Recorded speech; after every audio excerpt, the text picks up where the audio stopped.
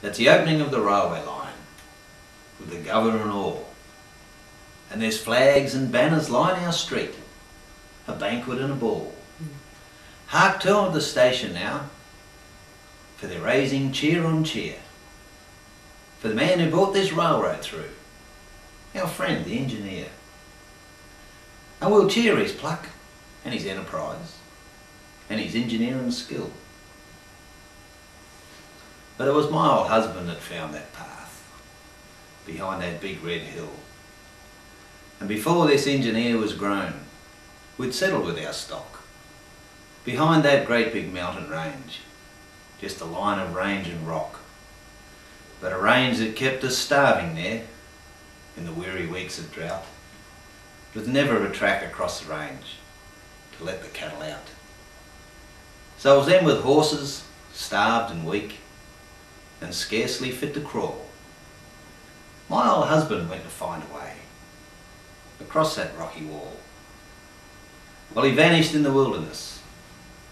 God knows where he was gone. He battled till his food gave out, but still he battled on. And his horses strayed. It was well they did, for they made towards the grass. And down beside that big red hill, they found an easy pass. So he followed up and he blazed the trees, and he marked the safest track, then drew his belt another hole, and he turned and started back. Well, his horses died, just one pulled through, with little left to spare. God bless that beast that brought him home, our old white Arab mare. So we drove our stock across the range, along the newfound way, and this was our first camping ground, just where I live today. Then others came and they bought their stock and, well, they made a township here. And then there came this railway line and this young engineer who drove about with his tents and traps and a cook to cook his meals, a bath to wash himself at night, and a chainman at his heels. And this is all the pluck and skill for which he's cheered and praised, when after all he took the track, the one my old husband blazed. Now my poor old husband is dead and gone, and he will not feast nor cheer, for he's buried by that railway line, and I wonder does he hear, when down that very track he marked, and close to where he's laid, the cattle trains go roaring down the 1 in 30 grade.